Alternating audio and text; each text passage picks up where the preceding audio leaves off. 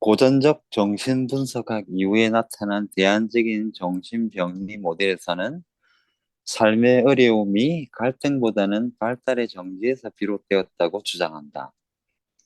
이 견해에서 폴의 근본적인 문제는 그가 무의식적으로 빚고 있는 내적 갈등에 있는 것이 아니라 초기의 심리 발달에 필요한 부모의 돌봄을 받지 못한 데 있다. 즉, 누군가가 그를 칭찬해주고 그가 소년으로서 존재하는 방식을 즐거워하며 그가 그 자신의 방식대로 한 사람의 남자로 성장해 가도록 축복해주는 사람에 대한 경험이 결핍된 데서 문제가 비롯되었다는 것이다.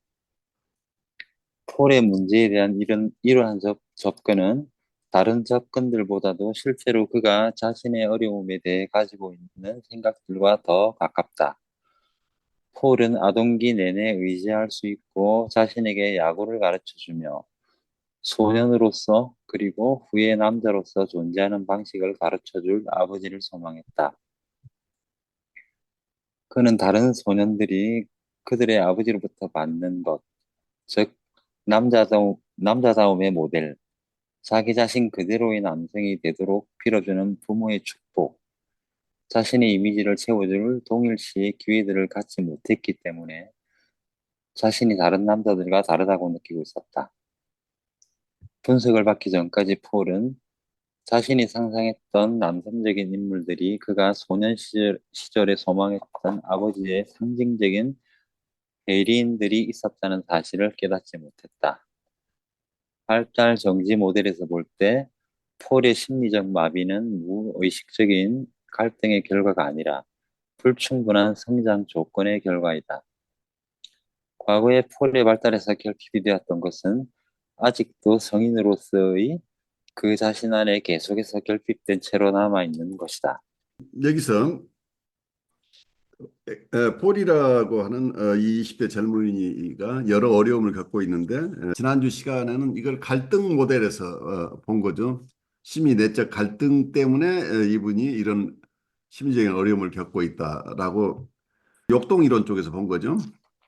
근데 지금 같은 환자를 보는데 상담자가 어떤 학파의 입장에서 보느냐에 따라서 그 환자를 이해하는 게 달라지죠. 그 환자를 어떻게 보는가에 따라서 그 처방이 달라지기 때문에 사실은 굉장히 중요하죠. 어떤 퍼스펙티브로 어떤 관점에서 상대방을 보느냐 하는데 어느 일방적인 방식으로 이렇게 보기 시작하면 사각지대가 생길 가능성이 있는데 우리가 사람을 이해하는데 어느 한 측면으로 본다고 하는 것에 대한 그 위험성들을 우리가 잘 이해하면서 보아야 되는데 그 이론 다가 설득력 있는 이론을 제시를 해요. 근데 그 이론이 실제 이 사람에게 적합한지 어쩐지는 구체적인 케이스마다 다른 거죠. 그래서 그 이론 자체의 맞고 틀림보다는 우리가 만나는 그 실제 내담자 상태가 어떤 이론을 통해서 접근을 하는 것이 더 잘 이해하는 것인가. 예, 그래서 어느 이론 하나가 맞고 어느 한 이론은 틀리고 이제 이런 개념보다는 우리가 만나는 대상이 어느 이론으로 설명하는 것이 더 이분을 이해하는데 도움이 되느냐 하는 측면에서 보는 것이 좋지 않겠느냐 하는 생각을 해요. 그래서 상담자 입장에서는 자기가 선호하는 이론이 있긴 하지만 자기가 선호하는 이론만 가지고 볼 부분은 아니고 자기가 따르고 있는 학파 이외의 다른 학파의 견해까지도 함께 소화할 필요가 있다고 하는 것이 어느 학파도 실제 임상에서 우리가 만나는 내담자를 완벽하게 설명할 수 있는 그런 이론은 없어요. 항상 어느 한 측면을 강조해서 이야기하고 있기 때문에 여기서 스파트라이트가 가지 않은 다른 측면이 있기 때문에 이 두 가지를 함께 보면서 가야 되는데 그게 우리가 임상에서 우리가 이론을 생각하고 그때 무슨 이론에 따라서 내담자를 이해하는 게 아니고 우리가 공부를 많이 하면 우리가 공부한 내용들이 우리 무의식의 일부를 이룬다고 봐요. 무의식에까지 우리의 이론이 체화돼야 된다고 볼 수 있는데 운전을 처음 배우려고 할 때는 굉장히 조심스럽게 어떤 운전 교본에 나온 내용을 잘 생각하고 어, 운전을 가르쳐 주시는 분의 지도를 기억하면서 운전을 초기에는 하지만 어느 정도 시간이 지나면 자기가 어떤 방식으로 운전하는 것에 대한 의식이 전혀 없는 상태죠. 그래서 거의 우리가 의식하지 않은 상태에서 그래서 우리의 기능의 일부가 된 무의식이라고 보이죠. 그래서 자동적으로 운전할 수 있게 되는 거죠. 말하자면 우리가 자율주행을 하고 있는 거죠. 그만큼 우리가 어떤 기능이나 이론이 우리의 무의식에 소화돼 있어야 자유자재로 운전을 할 수 있는 거죠. 마찬가지로 어느 이론의 맞고 틀림을 떠나서 각 이론들을 우리가 소화해 가지고 있으면 그 이론들이 가지고 있는 시야, 그 이론이 그 이론에 따라서 사람을 이해하는 우리가 가지고 있는 여러 관점들이 각 이론에 따른 관점들을 가지고 있죠. 여기서 예를 들면 지금 심리적으로 어려움을 겪는 분들은 이분의 갈등 때문인 것인가? 아니면 이분의 초기에서의 관계의 부재 때문인가? 그 심리 내적인 부분, 심리 내적 갈등 때문이라고 보는 견해가 있고 또 하나의 관계적인 측면에서의 초기의 결핍이다고 보는 이런 퍼스펙티브가 있는데 이 두 가지 퍼스펙티브가 자동적으로 내담자에 따라서 어떤 분은 이분은 갈등 측면이 두드러지게 드러나면 자동적으로 우리가 갈등 이론에 따른 어떤 인식을 하게 되고 어떤 분은 결핍이 심한 분인 경우에 이 결핍 부분이 초기에 환경 쪽에 더 관심을 우리가 자동적으로 갖게 되죠. 그때 우리가 이걸 어느 이론을 내가 선택해서가 아니라 자동적으로 인식 과정 속에 우리가 무의식적으로 소화한 여러 퍼스펙티브 중에 그때 가장 적합한 것이 선택돼 나온다고 이렇게 저는 생각이 돼요. 그래서 여러분들이 여러 다양한 퍼스펙티브를 소화하는 것이 우선 중요하다고 보여요. 그러면 그 중에 어떤 것이 어떤 임상에서 혹은 일상에서 어떤 분을 만나거나 혹은 여러분이 목사님 같으면 목사님이 어떤 성도를 만났을 때 그분을 이해하는 퍼스펙티브가 우리가 소화하고 있는 여러 퍼스펙티브 중에 그분에게 적합한 퍼스펙티브, 그분에게 가장 적절한 이론을 배경으로 한 퍼스펙티브가 우리에게 다가오기 때문에 자동적으로 그때 그분을 우리는 그렇게 인식하게 되는 게 아닌가 싶어요. 그래서 이 두 가지 이론에 따른 지금 서로 다른 퍼스펙티브가 있는데 이 두 가지를 갈등 관계로 보지 말고 상보적인 관계로 봐야 되지 않을까 하는 게 제 생각이에요. 우리가 어느 쪽이 옳고 그르고가 아니라 이 두 가지 이론을 적절하게 경우에 따라서 필요한 것을 그때그때 사용할 수 그러니까 이 이론도 사용하고 저 이론도 사용할 수 있어야 된다고 봐요. 그래서 일관되게 어느 한 이론으로 사용하는 것이 중요하다고 보지는 않고 제 입장은 우리가 두 가지나 세 가지 이론이 있다고 한다면 우리 내담자에 따라서 우리가 소화한 만큼 우리의 무의식이 그중에 어떤 이론에 따라서 대상을 이해하게 되는데 그건 우리가 의식적으로 선택하는 게 아니고 우리의 무의식 속에서 이게 자동적으로 어느 퍼스펙티브를 우리가 갖게 된다고 이렇게 제 체험 속에는 그렇게 이해가 돼요. 그래서 우리가 어느 이론을 기억해서 그 이론에 따라서 그때그때 우리가 이해하는 게 아니고 우리 무의식 쪽에 녹아있는 이론을 배경으로 한 우리의 관점이 생겨나면서 자연스럽게 그 상대방을 나는 어떤 측면에서 이분을 이해하고 있는 거죠. 또 경우에 따라서 그분을 그런 쪽으로 이해를 했지만 그 다음 회계에서는 이분이 다른 측면이 나온다면 또 그때 다른 측면에서 이해하게 되는 거죠. 그래서 이론들을 서로 두 개나 세 개의 이론을 내가 소화하고 있다면 그 이론 간의 관계를 지나치게 갈등 관계로 볼 부분은 아니고 이건 상보적인 관계다. 이렇게 이해를 하면 어떨까 하는 생각을 저 사람들은 하고 있습니다. 고전적 이론 이후에 나타난 다른 이론들은 이러한 발달적 결핍을 다른 방식으로 개념화한다.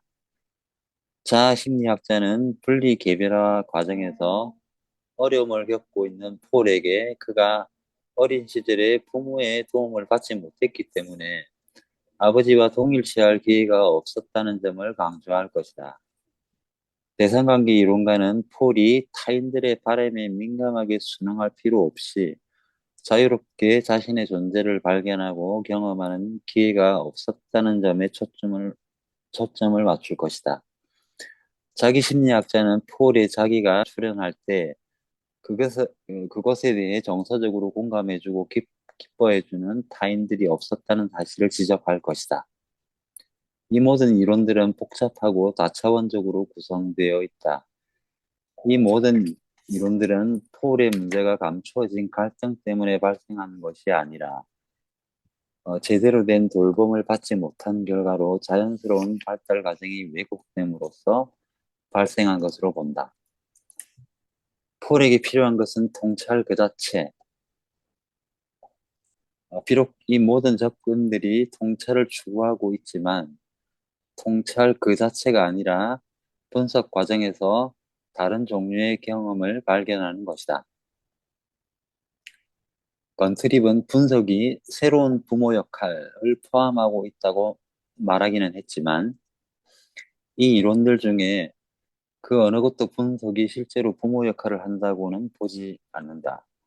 그보다도 분석 관계는 부모 역할의 유사한 경험들, 즉 정지된 발달적 갈망들을 재활성화시켜주고 과거에 상실되었던 것을 지각하고 애도하는 경험들을 제공해주는 것으로 여겨진다.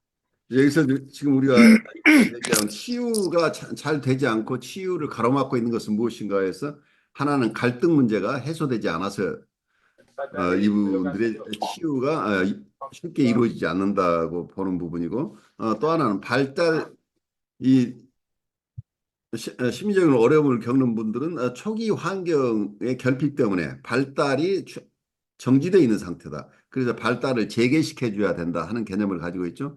그래서 이 발달 정지 상태라고 보는 분들은 관계적 이론가들이 대부분이죠.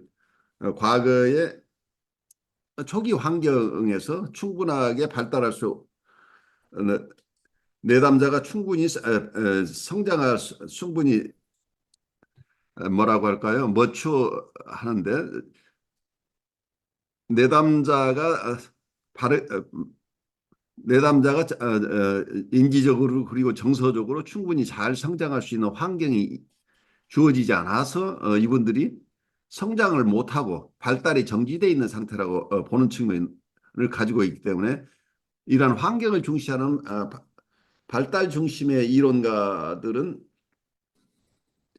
어떻게 하면 새로운 환경을 조성해서 이분의 발달 정지 상태가 끝나고 이 발달이 재개돼서 이분이 성숙한 인격을 갖추도록 할 수 있을 것인가에 더 관점을 두는 거죠. 그래서 갈등 이론가, 역동 이론가들의 측면은 통찰 중심의 이론을 그대로 가지고 있는 거죠. 이 갈등의 구조를 잘 이해하면 이 통찰을 가지면 이분들이 성숙할 수 있게 된다. 어쩌면 그 심리적인 어려움으로서 벗어날 수 있어서 성숙한 인격으로 성장할 수 있다고 보는 이런 입장을 가지고 있는데 관계적인 측면에서는 새로운 관계를 통해서 성장이 일어난다고 보는 거죠. 그 관계 중심이라고 할 때는 이론가에 따라 각각 달라요. 통찰이라고 하는 건 고전적인 이론에서는 말하자면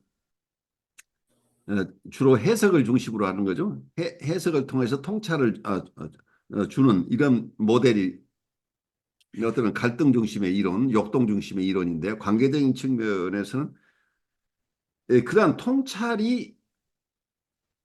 통찰을 무시하는 것은 아닌데 그 통찰에 어느 정도 비중을 둘 것인가 하는 측면에서 에, 이론가마다 각각 다를 수 있는데 더 중요시하는 건 이분들은 통찰보다 관계 측면을 더 중요시한다는 거죠.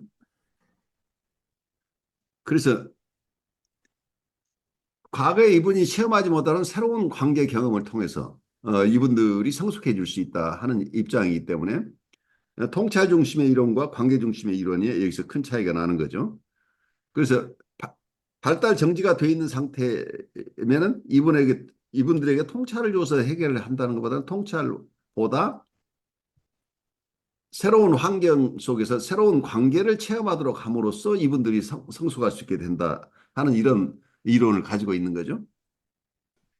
멜라니 클라인이 얘기한 배드 아브젝트, 굿 아브젝트를 통합해내지 못하고 있는 현재 분열적 자리로부터 우울적 자리로 간다고 하는 얘기는 좋은 대상과 나쁜 대상을 통합하는 이 과정을 통해서 인격이 성숙해 간다 하는 이제 이런 입장인데 이분들을 돕는 과정 속에서 멜라니 클라인의 개념 속에서는 상담자를 내면화한다고 하는 인터널라이제이션의 개념을 가지고 있어요. 대상관계 이론가들은 대상관계 이론가들이 상담자를 동일시한다. 혹은 내면화한다.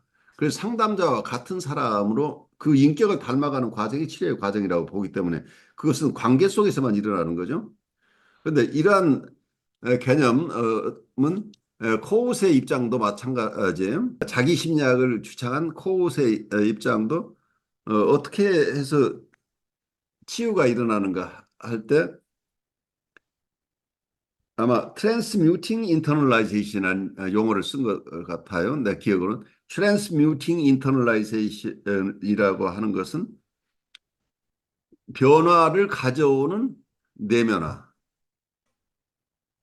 그러니까 이제 이런 측면에서 본다면 멜라니 크라인이 봤던 부분, 멜라니 크라인은 어떤 면에서 프로이디언이긴 하지만 프로이디언이면서 관계 이론가의 창시자에서 굉장히 애매한 입장이 있어요. 어쨌든 멜라니 클라인이 봤던 우리의 대상의 내면화, 그러니까 좋은 대상의 내면화를 통해서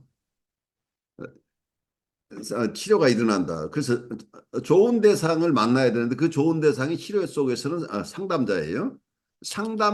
좋은 상담자를 만나서 좋은 상담자를 내면화함으로써 치유가 일어난다 하는 개념이 연구의 대상관계 이론과는 전혀 다른 이론이라고 볼 수 있는 코무의 이론 속에서 트랜스뮤팅 인터널라이제이션의 개념이 멜라니 클라인의 개념과 거의 유사한 개념이죠. 용어가 트랜스뮤팅이라는 용어를 거기에 변모를 가져오는 변화를 가져오는 내면화를 통한다고 내면화라는 개념이 결국은 궁극적으로 코웃이 봤던 것도 상담자의 내면화라고 하는 부분에서 마찬가지예요.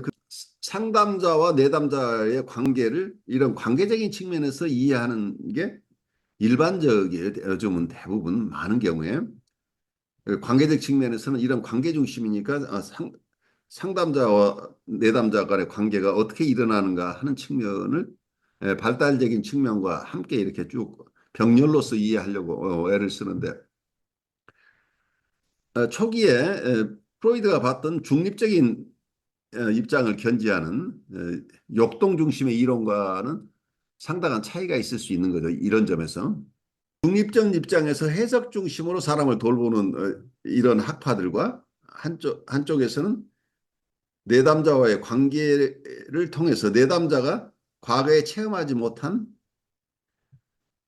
성장 촉진적인 환경을 체험하도록 함으로써 이분들이 그러한 환경을 제공하고 있는 상담자를 내면화함으로써 이분들이 건강해질 수 있다고 하는 관계적인 모델, 이 두 가지 모델이 같이 있다고 보여요. 그래서 어느 쪽이 옳다 그르다라는 측면보다 어떤 분은 프로이드적인 중립적인 입장을 더 강조해야 될 부분이 있고 또 어떤 상황에서는 좀 더 관계적인 측면을 강조해야 될 부분이 있기 때문에 어느 쪽 이론이 맞다 틀리다라는 양극단의 개념보다는 이 두 가지를 다 소화할 필요가 있다 하는 생각을 합니다. 무엇이 치유를 방해하는 주된 문제인가에 대한 이 두 가지 이론은 서로 양립할 수 없는 것처럼 보인다. 심리적 장애의 원인이 심적 상처이냐, 환상이냐를 선택해야 하는 것처럼 치유를 방해하는 것이 내적 갈등이냐, 아동기의 정지된 발달 때문이냐는 논쟁 사이에도 팽팽한 대립이 존재한다. 그러나 최근에는 이 두 가지 견해를 종합한 이론들이 등장하고 있다. 역동 갈등 이론을 지지하는 이론가들은 오랜 기간 동안 갈등이 지속되면 결국 환자는 중요한 경험을 할 수 없게 된다고 주장한다. 예를 들어, 환자가 갈등 때문에 성을 억압하면 그는 청소년기 동안 친밀한 관계 속에서 성적 욕구들을 다루는 것에 대한 관해 배우는 기회들을 상실하게 되고 성적 상황을 두려워하며 회피하게 된다는 것이다. 갈등은 사회적 경험의 상실을 초래한다. 따라서 억압을 제거하고 통찰을 얻는 것만으로는 새로운 경험을 생성해내기 어렵다. 반대로 어떤 이론가들은 아동기의 발달이 정지되는 것은 단순히 충분한 부모의 돌봄을 받지 못했기 때문만이 아니라 부모에 대한 충성심, 페어벤이 말하는 나쁜 대상과의 연합, 이것과 아동기 동안 결핍되었던 돌봄을 회복하려는 환상 때문이기도 하다고 말한다. 예를 들면 남성적인 힘과 부모의 축복을 갈망했던 폴은 그가 아동기 동안 경험하지 못했던 마술적이고 좋은 아버지를 회복시키려는 희망을 가지고 있었다. 그는 그러한 아버지가 돌아와서 그를 남자답게 만들어주기를 바랬다. 그는 이러한 희망을 소중하게 간직했는데 그것은 그의 모든 어려움을 마술적으로 해결해 줄 수 있었기 때문이다. 더 나아가 어떤 이론가들은 폴을 위축시키는 자책감이 그 희망을 지속시키는 구실을 했다고 주장한다. 만일 폴이 한 남자로서의 자신의 힘과 자원에 연결될 수만 있었다면 환상 속의 아버지는 필요하지 않았을 것이다. 사실 자신의 삶을 포기하고 위대한 아버지 상에게 충성을 바치는 일은 힘든 일이었을 것이다. 그는 언젠가는 죽어야 할 운명을 지닌 채 삶과 씨름하는 분리된 개인이라는 자신의 위치를 받아들여야만 했다. 그랬다면 그를 억압하고 구속했던 그 고통이 문제가 있는 무의식적인 환상들을 보존하기 위해 치른 대가임을 인식할 수도 있었을 것이다. 작가인 브롬버그의 말처럼 만일 우울을 노래하고 싶다면 고통을 겪어야 한다. 이런 견해에는 갈등과 발달의 정제가 별개의 과정이 아니라 끊임없이 상호작용하는 역동적 과정이다. 즉, 원래의 발달적 결함은 문제가 되는 갈망과 환상들을 낳고 그러한 갈망과 환상들은 필요한 발달적 경험들을 성취하는 데 주요한 장애가 된다. 그리고 이러한 장애들은 더 큰 문제가 되는 환상들을 만들어낸다. 고전적인 갈등 모델에서의 주된 방어는 억압이다. 역동 이론에 근거한 본능적 환상들은 불가피하게 서로 간의 갈등을 일으키며 또한 그것을 규제하려는 자아도 갈등을 일으키게 된다. 따라서 본능적 환상들은 의식으로부터 차단되어 행동으로 드러나지 않은 채 정신의 깊은 곳에 묻히게 된다.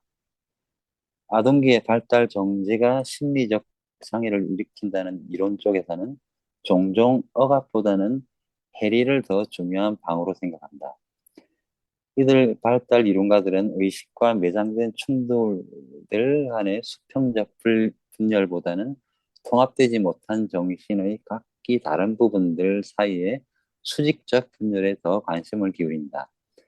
위니캇이 거짓자기로부터 참자기가 분리된다고 주장했던 것처럼 어떤 발달적 요구나 바램들은 정신 안에서 해리된 형태로 작용할 수 있다. 또 그러한 요구나 바램들은 적절한 환경을 만나 현실에서 표현되지 못한 채 잠재적 상태로서 존재할 수 있다. 다른 이론가들은 충족되지 못한 발달적 욕구 때문이 아니라 부모와의 조화롭지 못한 상호작용으로 인한 마음의 상처 때문에 자기 조직과 자기 상태들 사이에 해리가 발생했다고 주장한다. 조디 메슬러 데이비스는 억압을 강조하는 역동 이론에서 해리를 강조하는 대인관계 이론으로의 전환은 무의식을 이해하는 태도에 커다란 변화를 가져왔다고 주장한다. 무의식에 대한 연구란 전처럼 조심스럽게 양파 껍질을 벗기는 것이나 꼼꼼하게 파헤쳐서 다시 그 원형대로 복귀시켜야 하는 고고학적 작업으로 여겨지지는 않는다. 차라리 요즘의 무의식의 연구는 어린아이가 시간에 따라 독특한 모양을 만들어가는 만화경 속의 모습을 작은 구멍을 통해 바라보는 것과 비슷하다. 이러한 무의식에 대한 태도의 변화는 무의식에 대한 새로운 견해를 제공해 주었다. 이제 무의식은 각각의 요소들이 서로 복잡하게 얽혀 하나의 색상과 모양과 질감을 만들어내는 복잡하게 짜여진 직물이다. 그 무의식이라는 복잡한 직물은 어린 시절 타인과의 상호작용 유형에 따라 짜여진다. 본성이 중요하냐, 양육이 중요하냐라는 논쟁처럼 치유를 방해하는 것이 내적 갈등 때문이냐, 아동기의 정지된 발달 때문이냐라는 논쟁도 이론상 대립적인 위치에 있다. 그러나 점점 이 두 측면을 포괄하는 종합적인 논의들이 나오고 있는 추세이다. 이 두 가지 이론들이 결국은 궁극적으로 서로 만나는 이런 통합적인 이론들을 만들어낼 수밖에 없어요. 그러니까 여기서도 궁극적으로는 발달 정지라는 것과 갈등이라고 하는 갈등이 있음으로써 발달 정지가 일어날 수도 있고 발달 정지 상태에 있기 때문에 갈등이 더 첨예화될 수도 있죠. 그래서 이 두 가지를 분리해서 본다고 하는 것 자체가 무리일 가능성이 있는데 이론을 구성하다 보면 이론가는 어느 한쪽 측면을 강조할 수밖에 없는데 어, 우리의 사고 구조나 우리의 언어의 구조는 항상 우리가 상징계라고 하는 것, 언어를 사용하는 세계를 불가에서는 어떤 허상의 세계라고 보는데 실제 있는 것이 아니고 그냥 이름만 있다고 볼 수 있는 것들이죠. 그래, 우리가 어떻게 이름을 붙이느냐에 따라서 여러 다양한 이론들이 나오는데 어떤 면에서는 지금 여기서 논의되고 있는 것도 갈등 구조, 탁월한 역동 구조의 그 갈등 문제가 해소되지 않아서 이분들이 치유가 안 된다고 하는 이런 이론은 역동 이론을 배경으로 하고 있는데 또 한쪽에서는 이분들의 환경이 좋지 않아서 환경 환경의 결핍 때문에 이분들의 건강한 발달이 저해돼서 발달 정지된 상태 때문에 발달 이 발달 정지가 해결되지 않으면 이분들은 어려움을 해소할 수 없다고 하는데 이걸 잘 보면은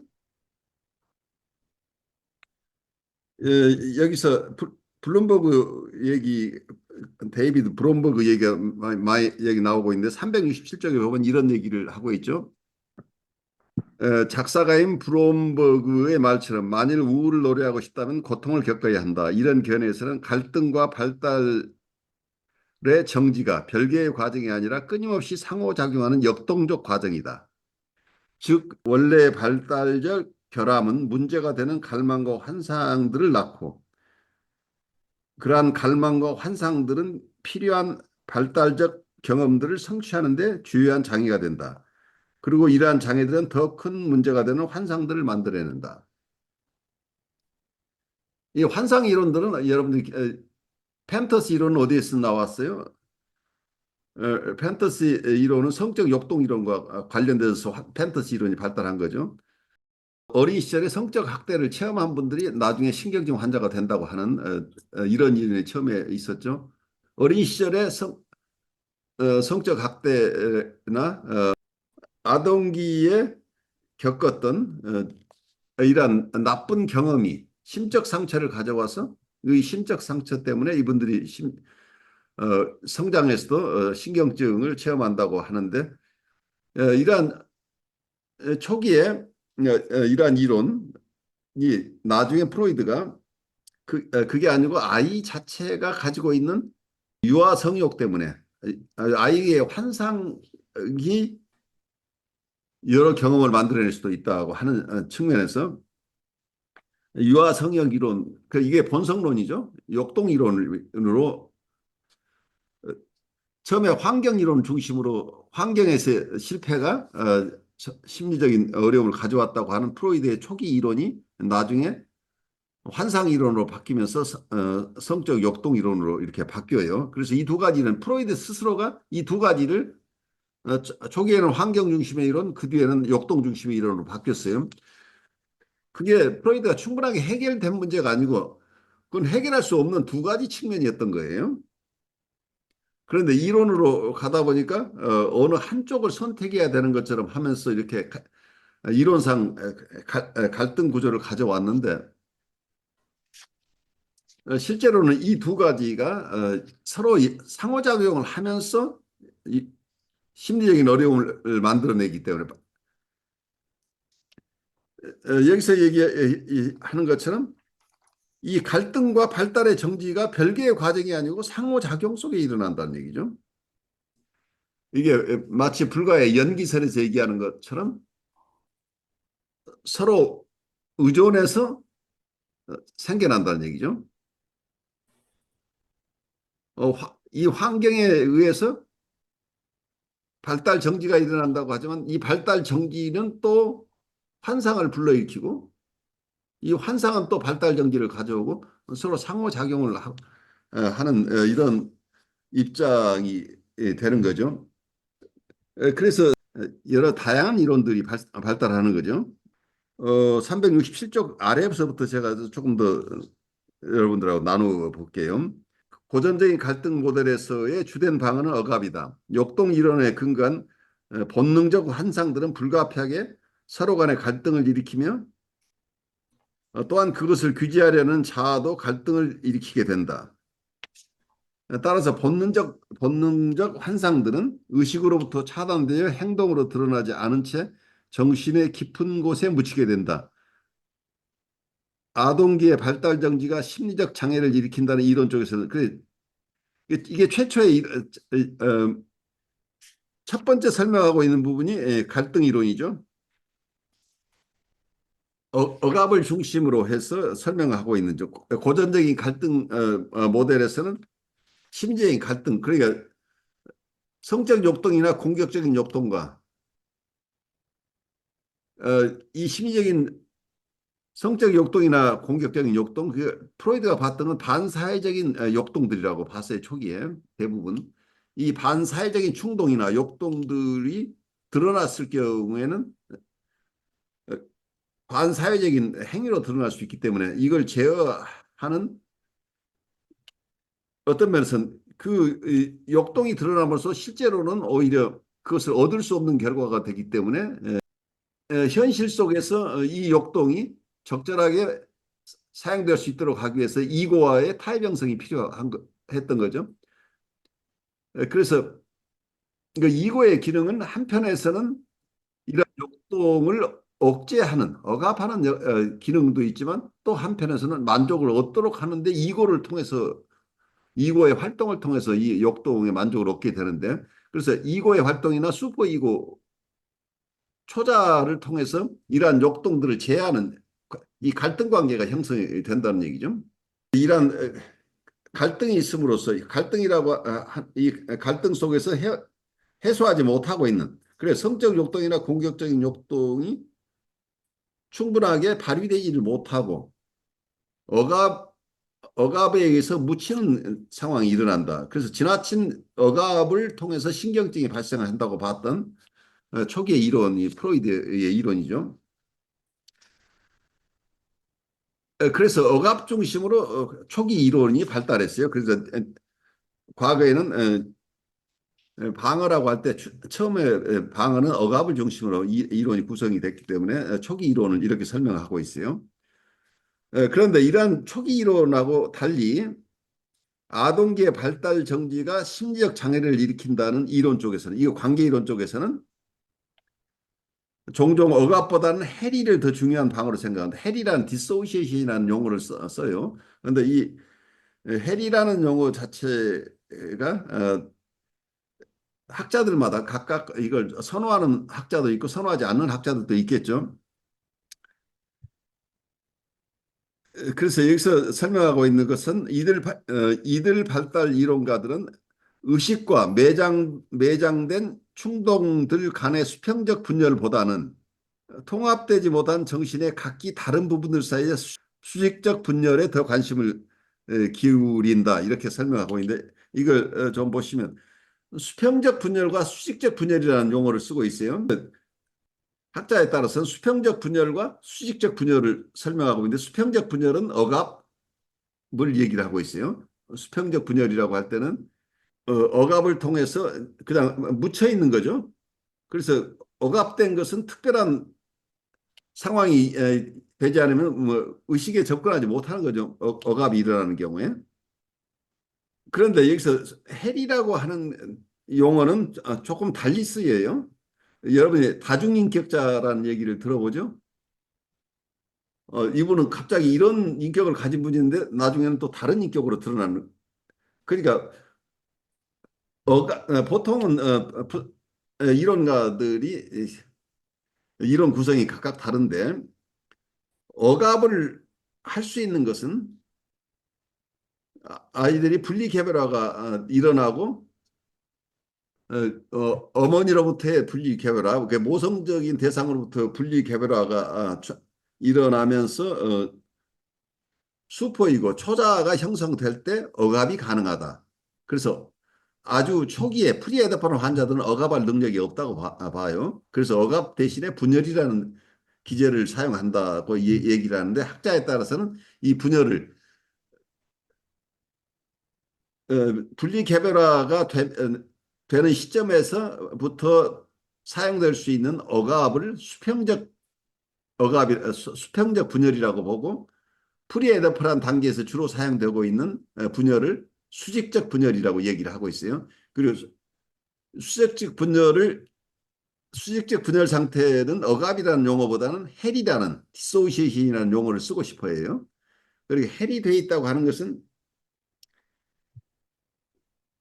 의식을 못하는 게 아니고 의식이 있음에도 불구하고 이 통합되지 않았다는 얘기예요. 인격 자체가 수직적 분열은 같은 사람 안에 각각 다른 인격이 존재하는 것처럼 보인다는 얘기예요. 그러니까 어, 우리가 예를 들어서 보드라인 레벨의 환자를 생각해 보시면 이게 이해가 쉬워요. 경계선 환자의 경우에 어느 날은 상담자를 굉장히 이상화하고 상담자하고 관계가 아주 좋은 입장으로 이렇게 드러나는데 그 다음 날은 순간적으로 상담자를 아주 평가절하 해서 상담자를 아주 나쁜 사람으로 취급하는 이런 상황이 일어나죠. 그래서 어느 날은 선생님에 대한 사랑이 드러나지만 어느 날은 선생님에 대한 분노가 드러나죠. 그래서 이분은 의식 속에 사랑과 분노를 다 가지고 있는데 억압이 심한 분은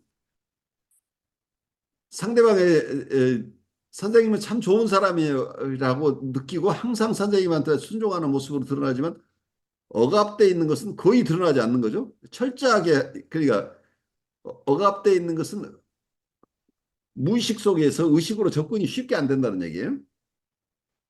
그런데 그래서 이분들은 정신분석가들이 신경증 레벨의 환자들을 보는 걸 훨씬 선호하는 이유가 이분들은 전이가 들쑥날쑥하는 게 아니고 안정된 전이가 있기 때문에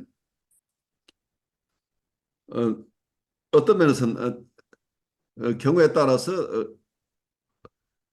우리에게 이상적인 어떤 우리를 자기하고 관계에서 좋은 대상으로 보게 되면 계속 좋은 대상 그 전이 그와 반대되는 정서는 거의 드러내지 않는 것이 상당히 오랫동안 지속돼요. 그래서 일관성 있는 전이가 일어나는데 그래서 저 사람을 이해하는데 어떤 사람은 경우에 따라서는 자기의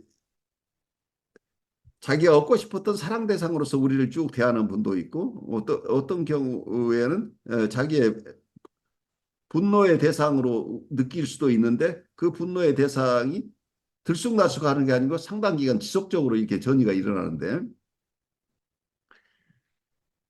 이 경계선 환자는 순식간에 좋았다 나빴다 좋았다 나빴다 하는 거죠. 그래서 어떤 분은 아까 신경증 레벨의 환자들, 이게 분리개별화가 돼서 나를 인격적으로 자기가 독립된 사람으로 이해하는 이런 내담자들은 나를 좋아하면 계속 지속적으로 좋아하는 모습으로 드러나고 나를 싫어하는 정서는 드러내지 않아요. 억압돼 있어서 자기 의식이 없다는 얘기예요. 그래서 상당 기간 그 문제, 그러한 전이 속에서 작업이 일어나죠. 어떤 경우는 우리를 불만스러운 대상으로 계속 대하고 있다고 한다면 우리에 대한 사랑은 또 거의 드러나지 않아요. 억압되어 있기 때문에. 그래서 일관된 모습으로 드러나는데 인격이 어떤 모습이건 그게 단일한 인격처럼 드러나는데 어떤 분들은 여러분 일상 삶 안에서도 느낄 거예요. 저분을 만나서 전번에는 나하고 아주 굉장히 친한 사이였는데 어느 날 보니까 나를 본 척만 척해요. 또 저 사람이 나한테 토라졌나? 근데 몇 시간 후에 만났는데 또 아무 일이 없었던 것처럼 또 나한테 아주 밝은 미소를 지으면서 또 다가와요. 그래서 종잡을 수가 없는 상황이 일어나는 그 인격 내에 이분은 나를 좋아하기도 하고 싫어하는 정서를 다 느낀다니 억압된 게 아니라니 이런 경우에. 그래서 그런데 이분이 하나의 인격으로 통합되지 않아서 이게 인격 자체가 조각나 있다는 얘기예요. 이게 헬이라고 하는 거죠. 이게 디소시에이션이라고 여기서는 명명을 하고 있는 거죠. 그래서 수직적 분열이라고 이걸 명명을 한 거예요. 수평적 분열은 우리가 억압이라고 하는 억압된 정서들은 거의 드러나지 않죠. 그런데 억압이 됐다고 하는 것은 의식에 다가올 수 없도록 하고 있다는 얘기니까. 그런데 해리 상태에 있을 때는 그 인격이 다양한 다양한 상황에 어떤 면에서는 하나의 인격이 똑같이 통합된 인격으로서 외부에 드러나는 게 아니고 어쩔 때는 굉장히 공격적인 사람으로 기능하다가 어떨 때는 굉장히 순종적인 사람, 어떨 때는 굉장히 사랑이 많은 사람. 그래서 뭐라고 할까요? 그때그때 상황에 따라서 이분들이 다 의식을 하지만 그 의식이 통합된 의식이 아니고 말하자면 이렇게 얘기를 해보시. 나를 그렇게 칭찬을 했으면 아무리 불만이 있어도 바로 그 다음날 선생님 같은 형편없는 사람이 어떻게 저를 돕는다고 하세요라고 바로 태도를 바꾸어서 이렇게 보통 사람은 얘기를 못하죠. 좋아한다고 하다가 갑자기 당신 정말 나쁜 사람이에요. 그렇게 또 한참 욕하다가 한 시간 후에 만났더니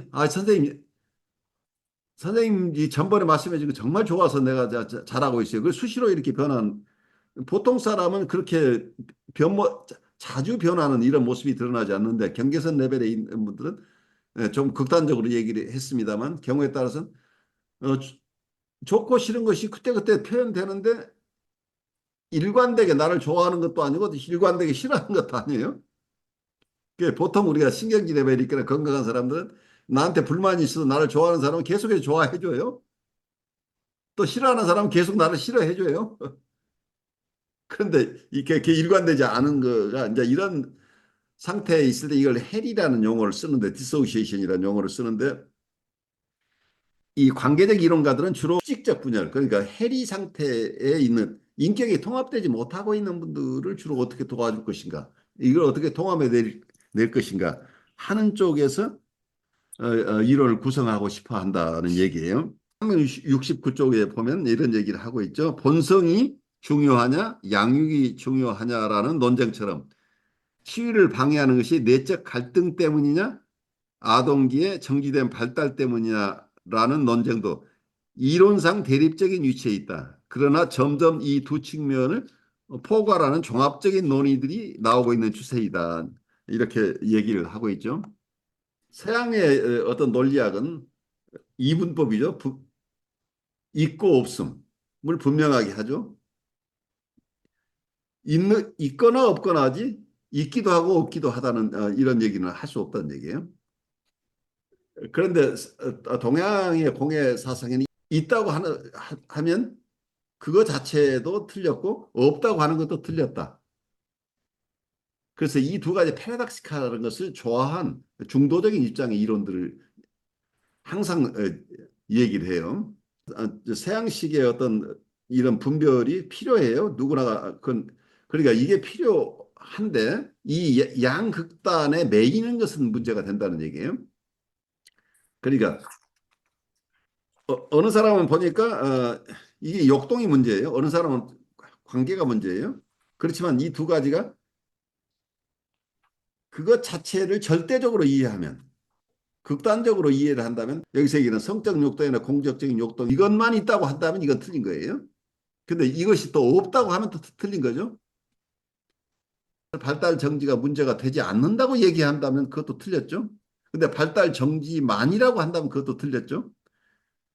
그래서 양극단은 맞지 않는다는 얘기죠. 그래서 어떤 서양식으로 얘기하면 이제 이런 견해가 패러닥시칼한 견해를 소화해낸 게 해겔의 변증법이죠.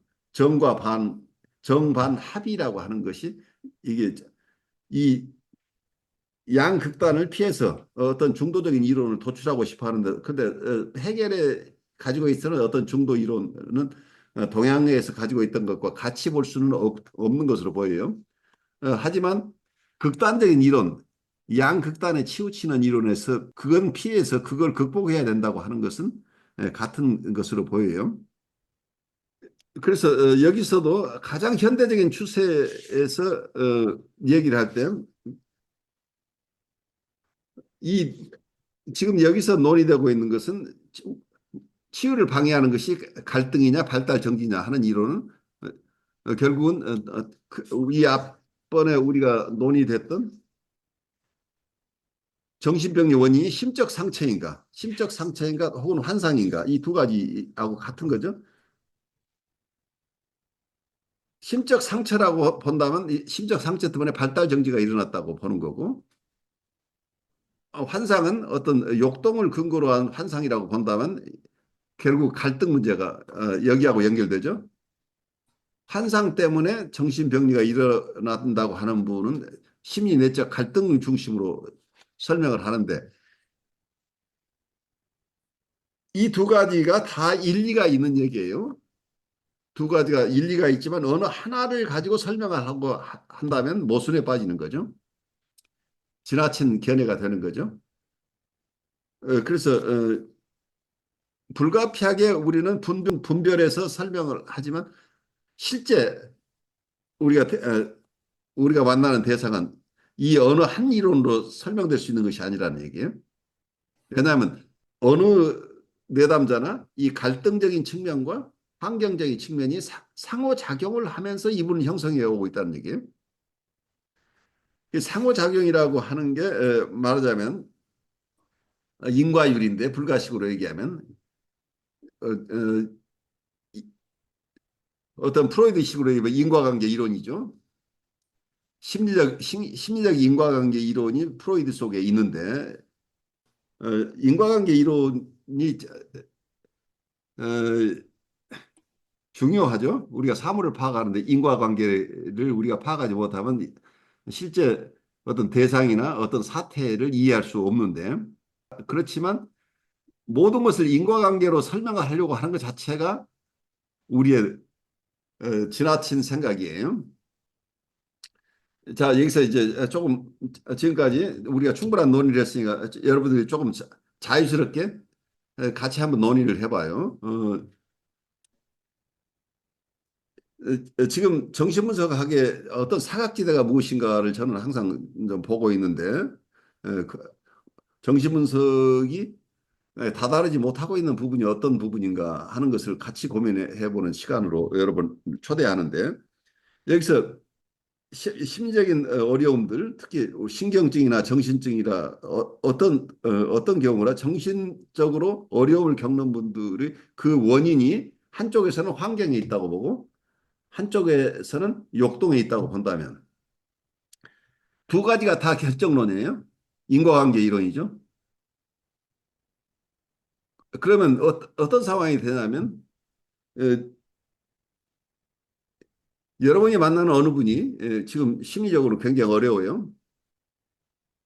사회생활을 사회생활을 적응하지 못하고 어려움을 겪고 사회에서 유리돼 있어서 살고 있다고 한다면 이분의 우리가 지금 정신분석 이론으로 보면 두 가지를 얘기할 수 있겠죠. 이분이 타고날 때 성적 욕동이나 공격적인 욕동이 있었는데 그것이 그로부터 오는 환상들을 잘 이렇게 극복하지 못하고 이런 어려움을 겪었다. 그래서 이분의 욕동 문제로 보는 견해하고 이분이 최초의 양육자들이 이분을 잘 성장할 수 있는 환경을 주지 못해서 이분이 어려움을 겪고 있다. 그렇다면 이 두 가지 결정론이에요. 두 가지가 다. 그러면 여러분이 만나고 있는 그분은 대부분 다 내가 만났던 사람들, 나의 환경, 나의 관계 때문에 내가 지금 이 어려움을 겪고 있다고 토로하는 부분이 대부분이에요.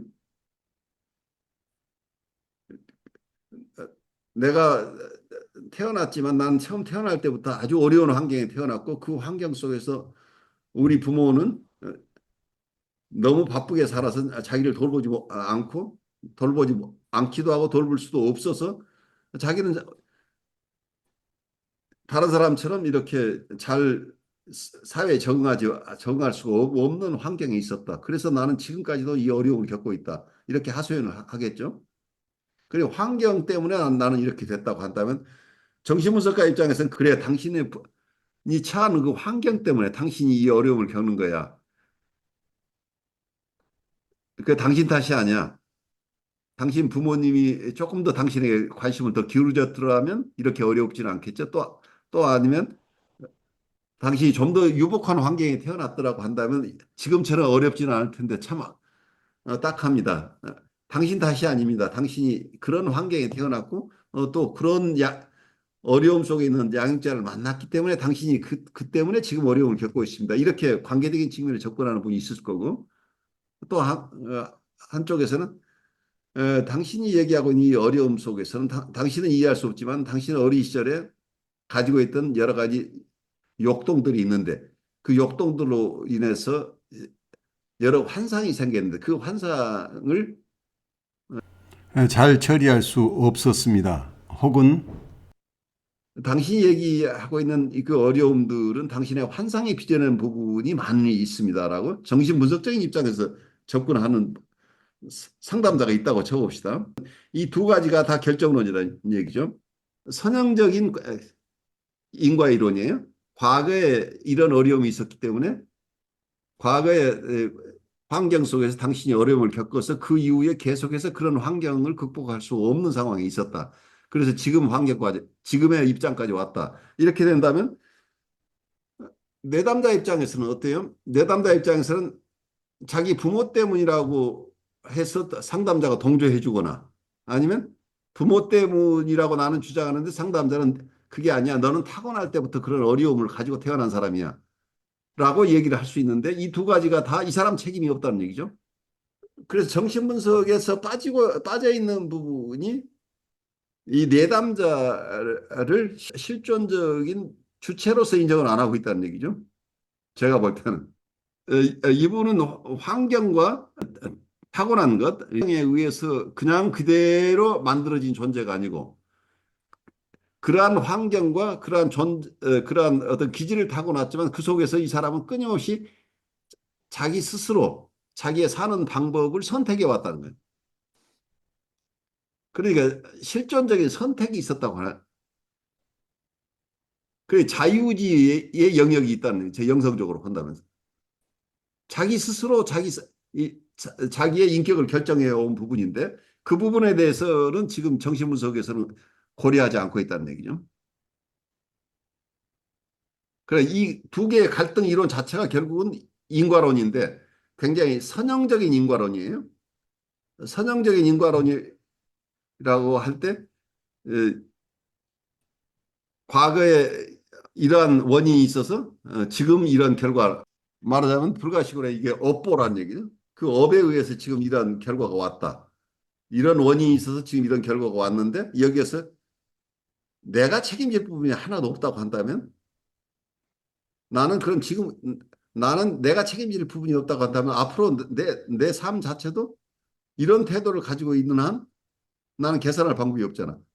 나는 이미 이렇게 결정돼 있고 앞으로도 나의 환경이나 내가 타고난 기질 때문에 앞으로 삶도 똑같이 이어질 거라고 한다면 여기 희망이 없어요. 근데 잘 드러내고 있지 않지만 우리가 정신분석에서 해석을 한다고 하는 것은 여기에서 자기가 이런 어려움에서 자기가 왜 이러고 있는가, 자기가 이 사람의 반복하고 있는 패턴을 보는 거죠.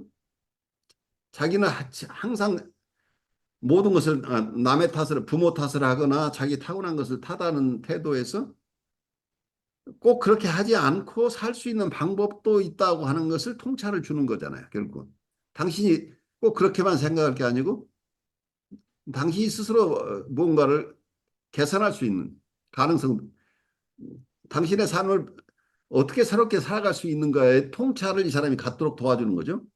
그럼 지금의 질곡에서 벗어날 수 있는 지혜를 이분이 갖도록 하는 것을 궁극적으로는 해석이라고 하는 것을 동양식으로 얘기를 한다면 이게 지혜라고 이 반복 충동에 의해서 똑같은 것을 반복하고 있는 이 굴레에서 벗어날 수 있는 통찰이 필요한데 그 통찰은 동양식으로 얘기하면 지혜라는 거죠.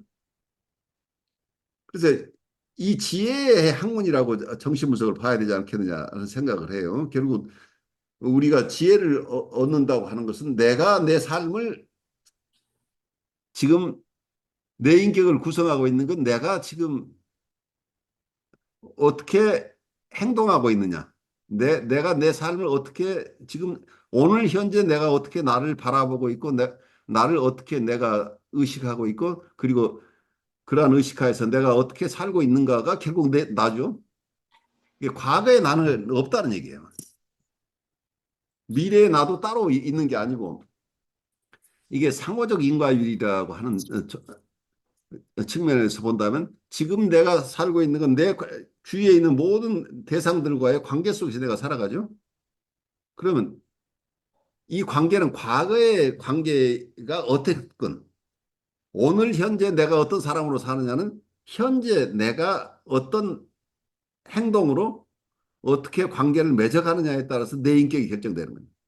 내가 과거에 어떤 환경 속에 자랐거나 그건 중요한 게 아니에요. 그것은 현재의 나를 구성하고 있는 구성 요소일 뿐이죠. 이게 하나의 인과에 의해서 나는 이런 과정을 거쳐서 지금 현재 이런 모습의 사람이 돼 있어요. 그렇지만 이 현재의 모습에서 나는 내 삶은 어떻게 살아가고 나는 누구인가 하는 나는 누구인가 하는 내가 과거에 어땠는가가 나라고 얘기할 수 없고 현재 나는 이 세상을 어떻게 살고 있는가 거기에 따라서 내가 사람들하고 관계에서 이 세상에 내가 만나는 많은 사람들에게 도움을 주는 사람으로 살고 있는가? 아니면 다른 사람들을 해치면서 살고 있는 사람인가에 따라서 내 인격이 결정되는 거죠. 그러니까 내가 다른 사람을 해치면서 살고 있다고 하면 나는 지금 악당이에요. 근데 내가 원래 태어날 때 악당으로 태어난 건 아니에요. 내 부모가 나를 악당으로 키운 것은 아니에요. 근데 지금 내가 실존적인 선택을 내가 악당으로 사는 것을 선택하고 있는 거죠. 그리고 어떤 분은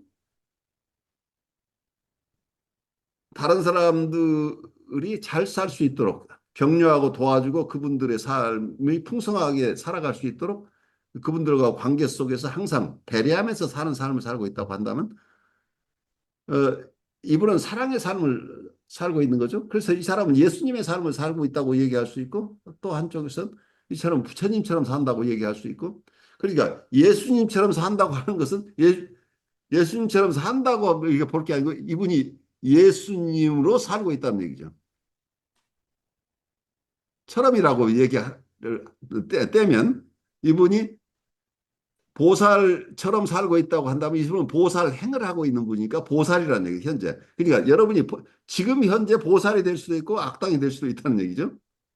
예, 예, 그러니까 정신분석이 결국 깨쳐야 될 건 우리 각자가 here and now에서 지금 이 순간 매 순간 우리는 우리의 인격을 우리가 결정한다고 하는 거죠. 실존적인 입장에서는. 그래서 여러분과 실존주의 철학을 하이데거 우리 공부를 했었는데 영성적인 얘기들 계속 나누고 있는 것은 정신분석에서 지나치게 인과관계 이론, 단순한 인과관계 이론 가지고 우리가 태어날 때 어떻게 태어났느냐, 환경이 어땠느냐, 이 얘기만 가지고 계속해서 우리가 거기에 머물러 있다고 한다면 정신분석가나 상담자나 혹은 여러분들이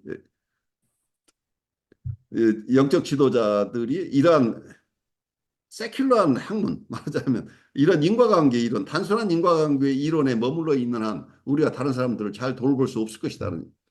그래서 어떤 면에서는 이 이론이라고 하는 건 아까 얘기대로 여러 이론이 있지만 그 이론들은 상징계 락강이 얘기하는 상징계의 얘기예요. 언어의 세계예요.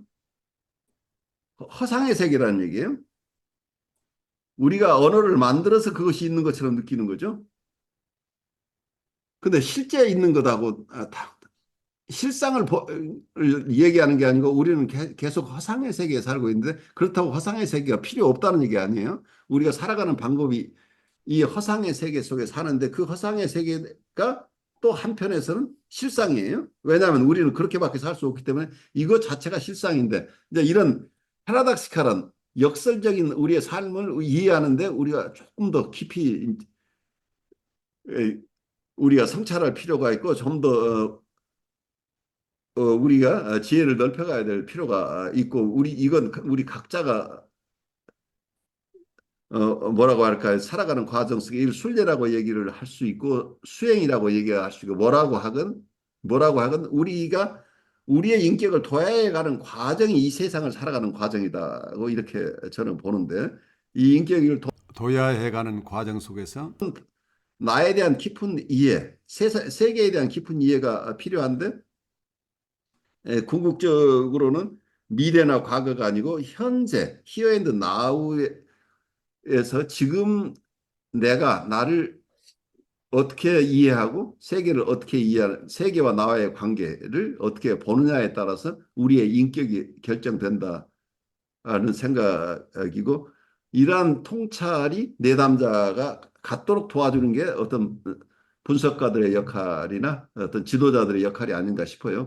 무아라는 말을 알아들으면 대승불교의 반을 이해한다고 그래요. 그래서 우리가 불자가 될 필요는 없어요. 그리고 불교는 저는 그 종교적으로 접근하는 것이 아니고 불교 사상으로서는 동양 사상을 대표하는 사상 중에 하나라고 보기 때문에 여러분과 나누고 싶어 하는데 그래서 무아라고 하는 얘기는 무자성이라는 얘기로 통하는데 무자성이라는 건 변하지 않는 실체가 없다는 얘기예요. 변하지 않는 실체가 없기 때문에 그래서 그걸 공이라고 부른다는 얘기예요. 그러니까 나라는 사람이 없는 게 아니고 내가 처음 태어났을 때 어느 한 모습으로 태어나서 그대로 내가 살아가는 내가 아니라는 우리는 계속해서 변하는 존재라는 얘기죠. 그래서 인과에 의해서 인연에 따라서 내가 태어나기도 하고 여러 모습의 직장을 가지기도 하고 여러 다양한 공부를 하기도 하는데 이런 인연 따라서 우리가 다양하게 살아가는데 우리는 매일 과거에 내가 사는 게 아니고 지금 나는 내가 선택한 삶을 지금 살고 있는 거란 얘기예요. 무자성이라고 하는 건 내가 자성이 없다. 내가 비었다고 하는 얘기는 이걸 많은 사람이 공사장을 허무주의로 가져간다는 얘기예요. 서양의 실존주의가 제가 봐서는 이제 그 허무주의에 빠진 케이스가 굉장히 많은 것으로 보이는데 이건 인도에서도 초기에 이 공사장이 나오면서 많은 분들이 막행막식을 했다고 그래요. 자기 마음대로 사는 것이 왜냐하면 내가 없으니까 자아가 없는데 나 하고 싶은 대로 그냥 산다. 이제 이런 쪽으로 잘못 이해되는 경우도 많았다는 얘기예요. 그래서 이 공의 사상은 깊이 이해하지 않으면 배우지 않는 것이 좋다고 얘기를 하는데 깊이 공사장을 이해한다고 하는 것은 내가 변하지 않는 고정된 실체가 아니라는 얘기. 이거 임상에서는 저는 굉장히 중요한 통찰이라고 봐요. 우리가 내담자를 만날 때 저 내담자를 어떤 고정된 실체로 봐버리면 실패한다는 얘기. 저 사람은 이렇게 이렇게 살아왔으니까 앞으로 이렇게 살 수밖에 없어라고 결정론으로 보면 안 된다는 얘기. 이 사람, 이 인격은 원래 고정된 게 아니니까 이분이 변화 가능성이 있다고 볼 수 있는 거예요. 이분이 변모할 수, 트랜스포메이션이 가능한 존재라고 볼 수 있어야 이분을 도울 수 있는 거죠. 만약에 우리 그냥 선형적인 인과론에 빠져버린다고 한다면 저 사람 어쩔 수 없어. 그냥 와서 도와달라고 하니까 내가 그냥 같이 있긴 하지만 저 사람이 어떻게 변화하겠어? 라고 생각한다면 그분을 도울 수는 없겠죠. 그래서 우리가 어떤 운명론에 빠질 가능성들이 있는 인과관계 이론을 잘못 이해하면 운명론에 빠져서 나는 이렇게 살아왔고 과거에 나는 이렇게 태어났기 때문에 나는 이렇게 살 수 없어. 이렇게밖에 살 수 없어. 이게 팔자라고 우리가 항상 하는 얘기. 내 팔자가 이래라고 하는 것 속에는 자기 책임을 포기하고 있는 사람들이 되더라. 자기가 새롭게 살 수 있는 선택은 항상 있는데 매 순간 우리는 새로운 방식의 삶을 살 수 있는데 우리가 건강하지 않은 경우에는 항상 나는 어쩔 수 없어 헬플리스하다고 보는 거죠. 내 인격, 내 삶은 스스로 지금 내가 결정한다고 하는 것을 깊이 통찰하기 위해서는 이 공사장이 바탕이 돼야 된다. 내가 원래 내가 없다는 얘기예요. 그래야 가능성이 생기잖아요. 내가 어떤 것으로 이미 형성되어 있다고 한다면 이게 변화 가능성이 없잖아요. 그래서 공을 허무주의로 끌고 가버리면 정말 위험한 거죠. 공을 세계를 넘어서서 실상의 세계를 또 간다는 이런 개념들이 동양에는 있는데 굉장히 패러닥시칼한 것처럼 보이는데 그 패러닥시칼한 것을 우리가 이해할 필요가 있는 거죠. 근데 비어 있어서 허무하다가 아니라 비어 있음으로써 우리가 창의적인 삶을 살 수 있다고 하는 가능성을 열어주고 있는 게 아닌가. 그래서 과거에 어떤 것에도 매이지 않고 새로운 삶을 살 수 있는 길들이 이 속에 숨겨져 있다고 보이는데 이걸 우리가 패배주의적으로 허무주의로 이렇게 받아들이게 되면 굉장히 어려워요. 그래서 불교의 사상 중에 중간 사상과 함께 유식 사상이 발달했어요. 그 유식 사상은 있는 것을 있는 것으로 보는 것, 실상으로 보는 것들이에요. 그러니까 공이라는 것을 공사상을 배경으로 하지만 또 이 세상에 실제하는 것을 깊이 이해하면서 이 세상을 살아가는 이 지혜, 이 두 가지. 지금 말하자면 제가 봐서는 유식사상이 정신분석과 다르지 않아요. 유식사상에서 전에 제가 설명드렸듯이 우리의 정신은 여덟 가지로 나눠서 일식부터 오식, 육식, 칠식, 팔식 이런 속에 그분들이 유식사상 속에서 가장 중요하게 생각했던 게 아르야식이라는 팔식을 통해서 우리의 모든 행동이나 우리의 경험들은 제 팔식에 저장된다. 라고 이분들은 봤어요. 그래서 이 팔식이라고 하는 게 이걸 이름을 종자식이라고 그 저장식이라고도 불렀는데 여기로부터 우리의 모든 인과가 일어난다고 보는 거죠. 과거의 것들이 거기에 저장돼 있다가 이게 종자식이라고 하는 이유가 이게 어떤 업을 짓거나 그 업이 이 종자로서 계속 거기서 이 팔식 속에 살아 있다가 어떤 인연이 되면 이 업이 출현한다. 이제 이런 개념을 가지고 있어서 어, 그 얘기를 쭉 보면 프로이드가 얘기하는 무의식의 개념하고 굉장히 유사해요. 굉장히 유사한 개념인데 근데 그분들은 이러한 철저한 그 유의법이라고 하는 거죠. 실제 있는 세계를 철저하게 이해하는데 궁극적으로는 그게 공이다 하는 것, 이 공사상과 그러니까 무의법과 유의법이 절묘하게 만나서 이걸 어, 이걸 소화하는데 그러게 있음의 세계를 탐구하는 유식 오직 유자 식이라고 인식이라고 할 때 식해서 거기선 오직 마음뿐이라는 얘기예요. 이 세상은 우리의 마음이 지어낸 것이다. 우리가 접하는 우주는 우리 마음에서 만들어진 것이다. 이런 개념. 오직 우리의 마음밖에 없다. 마음에서 세상이 다 나온다. 이런 개념을 가지고 있는데 이러한 유식학과 모든 것이 공이라고 하는 이러한 중간학의 개념, 이게 는 대승불교의 두 가지 큰 이론인데 이걸 통합해내야 되는 어려움이 있어서 여기서 열애장 사상이라는 게 나온다고 그래요. 열애장 사상은 보면은 이 두 가지가 있음의 세계와 없음의 세계를 어떻게 가교를 놓을 것인가 하는 그런 쪽에서 열애장 사상은 어떤 possibility, 가능성이라는 개념에서 20세기에 미국에서 유행했던 휴먼 포텐셜 무브먼트처럼 우리는 말하자면 우리가 열애가 아니고 열애의 가능성을 가지고 있다. 그래서 항상 우리가 열애가 될 수 있는 가능성이다라는 이런 개념을 가지고 이걸 조화해내는 이런 굉장히 방대한 이론 체계를 가지고 있어요, 이 사람들은. 그래서 심리적인 것들과 영성적인 것들이 함께 어우러져 있는 이론들인데 쉽게 우리가 이해할 수 없어요. 이건 실제 체험을 통해서만 이해할 수 있는 부분들이기 때문에 우리가 주지적으로 아는 것은 한계가 있어요. 그렇지만 그 이분들이 가지고 있는 이런 통찰 속에 정신분석 쪽에서 우리가 활용할 수 있는 중요한 통찰들을 우리가 가져다 우리 정신분석을 조금 더 그 서구에서 사용되고 있는 이런 정신분석의 개념을 넘어서는 동양의 사상과 정신분석이 좀 더 고차원적으로 만나는 이런 지점까지 우리가 도달했으면 좋겠다 하는 생각을 여러분과 함께 나눠봐요. 저는, 어, 이 수업에 참여하게 된 어떤 그 기회가, 제가 개인적으로 되게 참 의미 있고 가치가 있고, 참 어떻게 보면 또 다행이라는 생각이 들거든요.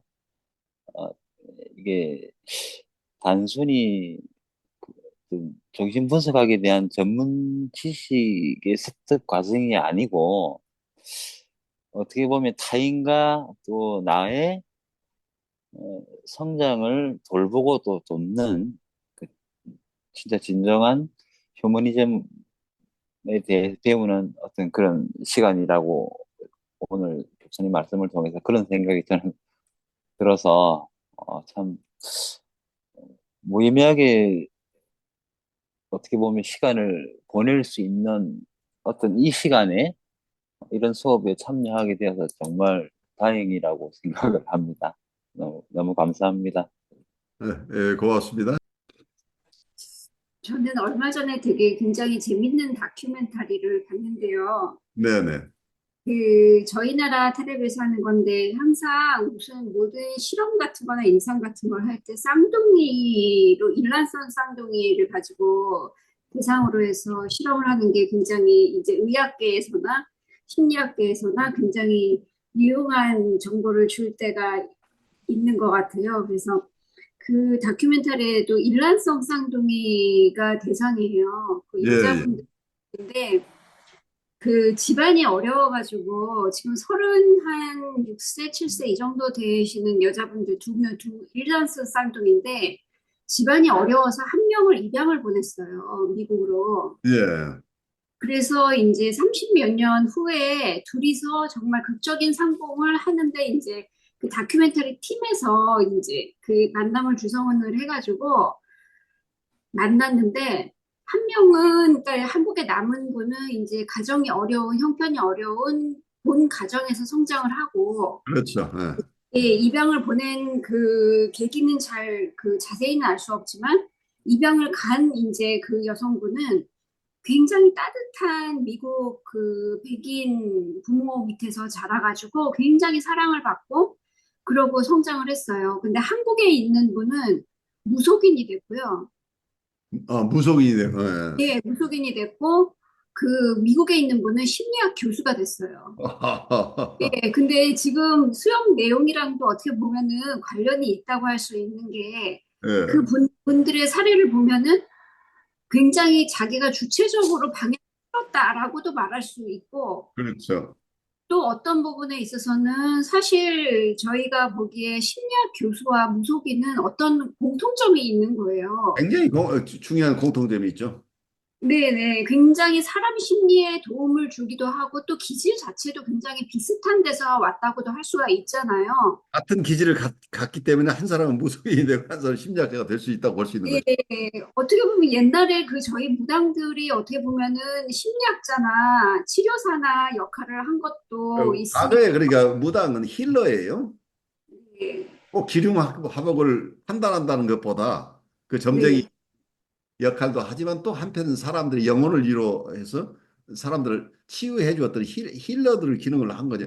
이 샤만이 원래 힐러예요.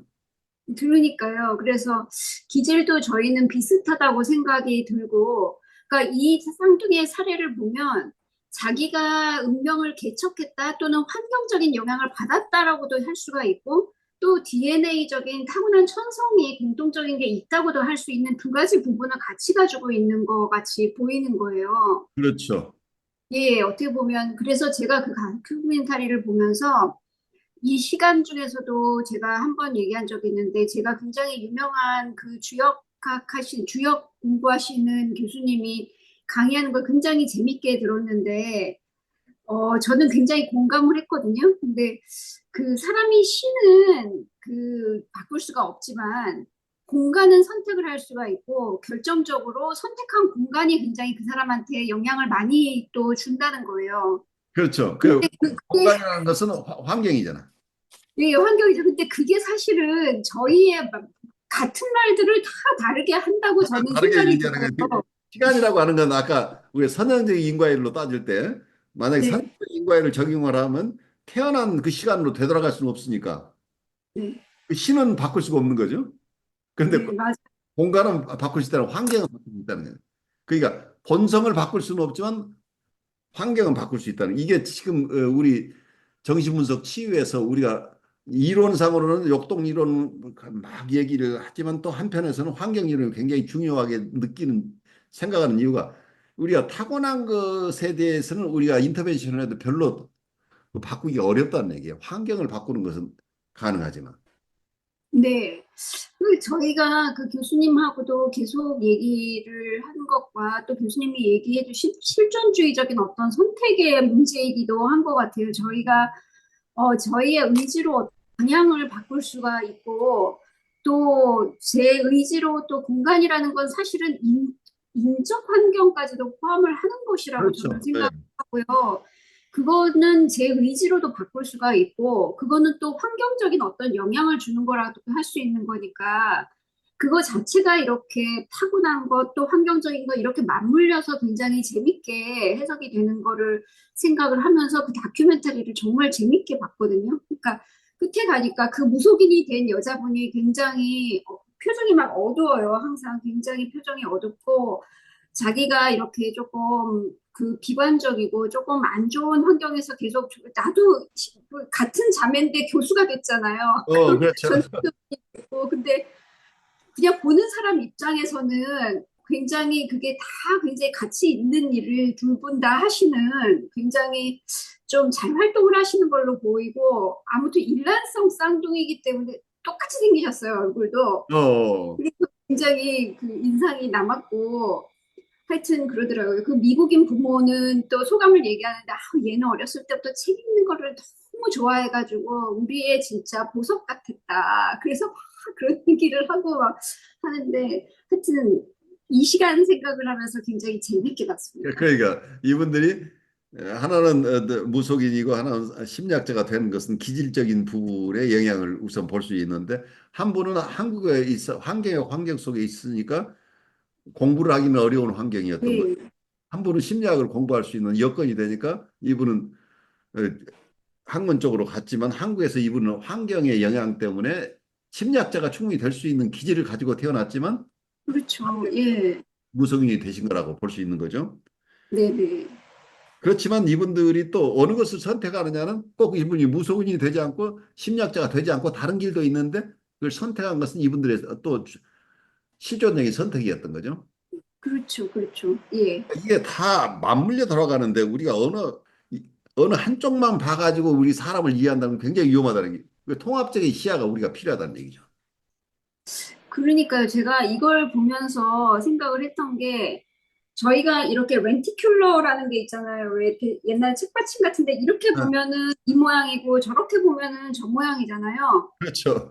네, 그래서 똑같은 분들이, 다른 분들이 이 다큐멘터리를 봤으면 저거 봐. 저렇게 환경에 의해서 진짜 이 사람은 잘 되고 이 사람은 이렇게 됐잖아. 이렇게라도 얘기할 사람이 있을 것 같아요. 충분히 있죠. 그걸 네, 해석하는 게 또 각각 달라요. 자기의 네, 경험을 말하자면 자기의 업식에 의해서 보는 거니까 자기 체험을 중심으로 다 이해를 하는 거죠.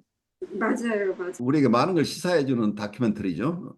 그 속에 많은 것들이 포함되어 있죠. 그래서 우리가 얘기하는 환경이다, 유전이다. 근데 우리가 너무 자연과학적인 입장에 취해서 이 두 가지만 갈등이 있는 것으로 착각을 하고 있는데 우리의 실존적인 혹은 영성적인 모습을 제거해버리면 우리를 동물로 보는 거예요. 그렇게 되면 조건에 의해서 만들어지는 거면 이건 인간이 아니잖아. 벌써. 그래서 살아있는 인간을 상대로 살아있는 인간은 철학적이고 영성적인 존재인데 이 철학적이고 영성적인 존재의 측면을 우리가 통합해내지 못하면 사람들을 우리가 정말 어느 일면만 보고 잘못 판단하고 우리가 돕는다고 하는 게 그 사람을 잘못하면 인성을 파괴할 수도 있어요. 이번에 인성이나 영성을 파괴해버릴 수도 있다는 게 우리가 잘못 이해를 하면. 그래서 어떤 도움을 주는 사람의 입장은 굉장히 어려운 입장이에요. 우리가 이 귀한 사람이 가지고 있는 잠재성, 이 잠재성이 잘 발현할 수 있도록 아주 조심스럽게 도와줘야 되는 입장인데 우리가 우리의 주관이 너무 확실해가지고 우리의 주관적인 세계를 여기에다가 덮어 씌워버리면 이 사람이 고유하게 가지고 있는 세계를 우리가 파괴하는 결과가 되죠.